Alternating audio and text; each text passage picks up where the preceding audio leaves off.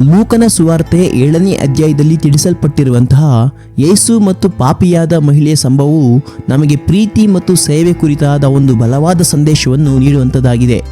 ಯೇಸು ಫರಿಸಾಯನಾದ ಸೀಮೋನನ ಮನೆಯಲ್ಲಿ ಊಟಕ್ಕೆ ಕೂತಿರುವಾಗ ಒಬ್ಬ ಸ್ತ್ರೀಯು ಆಹ್ವಾನವಿಲ್ಲದೆ ಒಳಕ್ಕೆ ಪ್ರವೇಶಿಸಿ ಯೇಸುವಿನ ಪಾದಗಳನ್ನು ಕಣ್ಣೀರಿಂದ ತೊಳೆದು ಆತನ ಪಾದಗಳಿಗೆ ಸುಗಂಧ ದ್ರವ್ಯವನ್ನು ಲೇಪಿಸಿದಳು. ಸೀಮೋನನು ಈ ಸಂಭವದ ನಿಮಿತ್ತವಾಗಿ ಯೇಸುವನ್ನು ವಿಮರ್ಶೆ ಮಾಡಿದಾಗ ಕರ್ತನು ಆತನಿಗೂ ಮತ್ತು ನಮಗೂ ಇದರನ್ನು ಸ್ವೀಕಾರ ಮಾಡಿಕೊಳ್ಳುವಂತಹ ಒಂದು ಮುಖ್ಯವಾದ ಸಂದೇಶವನ್ನು ಕಲಿಸಿದನು. ಅಂದಿನ ಕಾಲದಲ್ಲಿ ಒಬ್ಬ ವ್ಯಕ್ತಿಯನ್ನು ಮತ್ತೊಬ್ಬನ ಮನೆಗೆ ಆಹ್ವಾನಿಸುವುದು ಅವರ ಸ್ನೇಹಕ್ಕೆ ಕೊಡುತ್ತಿರುವ ಒಂದು ಉತ್ತಮವಾದ ಬೆಲೆಯನ್ನಾಗಿ ಎಣಿಸಲಾಗುತ್ತಿತ್ತು ಹಾಗೂ ಅವರಿಬ್ಬರ ನಡುವೆ ಏರ್ಪಡುವಂತಹ ವಿಶೇಷ ಒಪ್ಪಂದಕ್ಕೆ ಅದು ಗುರುತಾಗಿರುತ್ತಿತ್ತು. ಒಟ್ಟಿಗೆ ಕೂಡಿ ರೊಟ್ಟಿ ಮುರಿಯುವುದು, ಒಂದು ಕಾಲದಲ್ಲಿ ಒಬ್ಬರ ಮೇಲೊಬ್ಬರು ಯುದ್ಧ ಸಾರುತ್ತಿದ್ದಂತಹ ವೈರಿಗಳು ಈಗ ಸಮಾಧಾನಗೊಂಡಿದ್ದಾರೆ ಎಂಬುದಕ್ಕೆ ಸೂಚನೆಯಾಗಿರುತ್ತಿತ್ತು. ಮತ್ತೊಬ್ಬರನ್ನು ತನ್ನ ಮನೆಗೆ ಆಹ್ವಾನಿಸಿ ಅವರನ್ನು ಉಪಚರಿಸುವುದು ಕರೆಯಲ್ಪಟ್ಟ ಆ ವ್ಯಕ್ತಿಯು ನಂಬಲು ಅರ್ಹನೆಂಬುದಾಗಿ ಪರಿಗಣಿಸಲಾಗುತ್ತಿತ್ತು. ಅತಿಥಿಯು ಆ ಮನೆಗೆ ಪ್ರವೇಶಿಸಿದ ತಕ್ಷಣವೇ ಕರೆದಂತಹ ವ್ಯಕ್ತಿಯು ಆ ಗಣ್ಯ ವ್ಯಕ್ತಿಯನ್ನು ಆಹ್ವಾನಿಸಲಿಕ್ಕೆ ಅನೇಕ ವ್ಯವಸ್ಥೆಗಳನ್ನು ಏರ್ಪಾಟು ಮಾಡುತ್ತಿದ್ದನು. ಅತಿಥಿಗಳನ್ನು ಮುದ್ದಿಟ್ಟು ಸ್ವೀಕರಿಸಿಕೊಳ್ಳುವುದು ಸರ್ವೇ ಸಾಮಾನ್ಯವಾದಂತಹ ಪದ್ಧತಿಯಾಗಿತ್ತು. ಅಲ್ಲಿನ ರಸ್ತೆಗಳು ಬಹಳ ಧೂಳಿನಿಂದ ಮತ್ತು ಕೆಸರಿಂದ ತುಂಬಿರುತ್ತಿದ್ದಂತಹ ಕಾರಣ ಅತಿಥಿಗಳು ಹೊರಗಿನಿಂದ ಮನೆಗೆ ಬಂದ ತಕ್ಷಣವೇ ಅವರ ಕಾಲುಗಳು ಬಹಳ ಕೊಳಕಾಗಿರುತ್ತಿದ್ದುದರಿಂದ ಅವರನ್ನು ಕರೆಸಿಕೊಂಡವನು ಮೊದಲು ಅವರ ಪಾದಗಳನ್ನು ತೊಳೆಯುತ್ತಿದ್ದನು.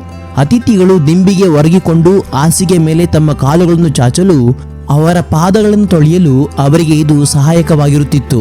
ಇನ್ನೊಂದು ಉತ್ತಮವಾದ ಅತಿಥಿ ಸತ್ಕಾರವೆಂದರೆ ಬಂದಂತಹ ಅತಿಥಿಗಳನ್ನು ಎಣ್ಣೆಯಿಂದ ಅವರ ಶರೀರವನ್ನು ಲೇಪಿಸುವುದು. ಅಂದಿನ ಜನರು ದಿನವಿಡೀ ಬಿಸಿಲಿನಲ್ಲಿ ಹೆಚ್ಚು ಓಡಾಡಿ ಕೆಲಸ ಮಾಡಿದರೂ ಆಗಾಗ್ಗೆ ಸ್ನಾನ ಮಾಡಿ ತಮ್ಮನ್ನು ಶುದ್ಧಪಡಿಸಿಕೊಳ್ಳುತ್ತಿರಲಿಲ್ಲ. ಆದ್ದರಿಂದ ಅವರ ತಲೆಯ ಮೇಲೆ ಕೊಳಕಾದ ಕೆದರಿದ ಕೂದಲುಗಳನ್ನು ಸರಿಪಡಿಸಿ ಅದರ ಮೇಲೆ ಸುಗಂಧ ದ್ರವ್ಯವನ್ನು ಹಚ್ಚುವುದು ಹೊಗಳಿಕೆಗೆ ಪಾತ್ರವಾಗುತ್ತಿತ್ತು. ಎಣ್ಣೆಯಲ್ಲಿ ಕೆಲವೇ ಹನಿಗಳನ್ನು ಮಾತ್ರ ನಾವು ಈ ದಿನಗಳಲ್ಲಿ ಉಪಯೋಗಿಸುತ್ತೇವೆ. ಆದರೆ ಅಂದಿನ ದಿನಗಳಲ್ಲಿ ಎಣ್ಣೆಯಲ್ಲಿ ಸುಗಂಧ ದ್ರವ್ಯಗಳು, ಹೂವುಗಳು, ಇತರೆ ಪರಿಮಳಗಳು ಮಿಶ್ರಿತವಾಗಿರುತ್ತಿದ್ದರಿಂದ ಅವುಗಳ ಬೆಲೆಯೂ ಸಹ ಬಹಳ ಅಧಿಕವಾಗಿರುತ್ತಿತ್ತು. ಇಂತಹ ಎಣ್ಣೆಯನ್ನು ಅತಿಥಿಯ ತಲೆ ಮತ್ತು ಶರೀರಕ್ಕೆ ಲೇಪಿಸುವುದು ನಿಜವಾಗಿಯೂ ಒಬ್ಬನು ಅವರಿಗೆ ತೋರಿಸುವ ವಿಶೇಷ ಗೌರವವಾಗಿ ಎಣಿಸಲ್ಪಡುತ್ತಿತ್ತು. ಈ ಎಲ್ಲ ಕಾರ್ಯಗಳನ್ನು ಮನಸ್ಸಿನಲ್ಲಿ ಇಟ್ಟುಕೊಂಡು ಈಗ ಲೂಕ 7ನೇ ಅಧ್ಯಾಯವನ್ನು ಆಳವಾಗಿ ಚಿಂತಿಸಿ ನೋಡಿರಿ.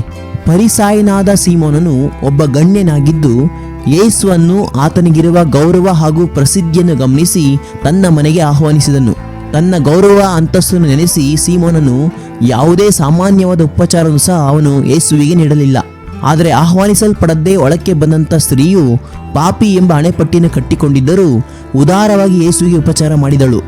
ಯೇಸು ಆ ಮನೆಗೆ ಬಂದಿದ್ದಾರೆ ಎಂದು ತಿಳಿದ ತಕ್ಷಣವೇ ಆಕೆಯು ಆಹ್ವಾನಿಸಲ್ಪಡದೇ ಇದ್ದರೂ ಯೇಸುವಿದ್ದ ಆ ಮನೆಯೊಳಕ್ಕೆ ಬರುತ್ತಾಳೆ.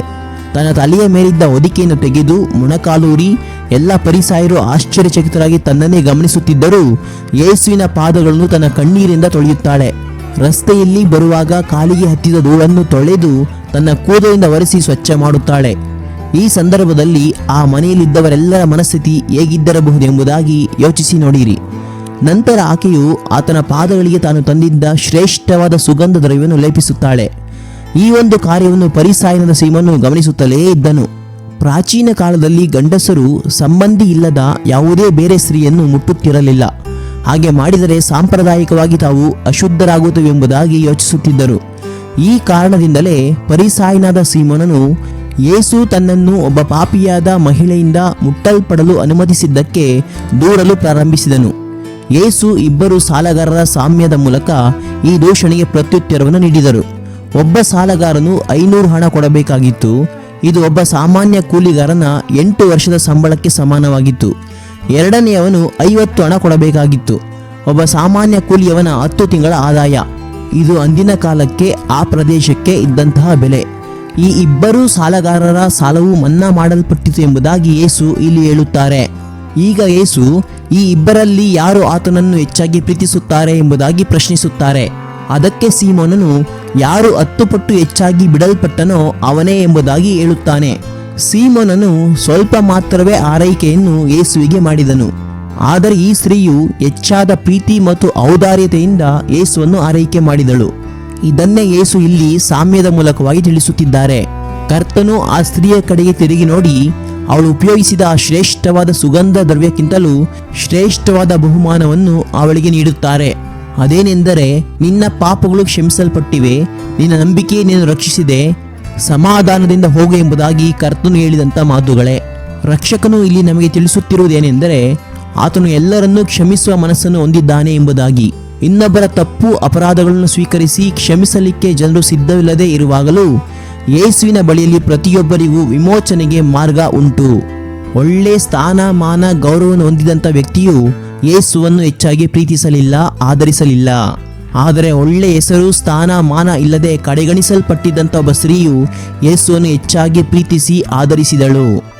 ಆತನನ್ನು ಹುಡುಕಿ ದಾಹದಿಂದ ಕಂಡುಕೊಳ್ಳೋದಕ್ಕೋಸ್ಕರವಾಗಿ ಜನರಿಂದ ಎದುರಾಗಿ ಬರುವಂತಹ ಯಾವುದೇ ತರಹದ ನಿಂದೆ ಅವಮಾನಗಳು ಸಹ ಎದುರಿಸಲು ಸಿದ್ಧವಾಗಿದ್ದಳು.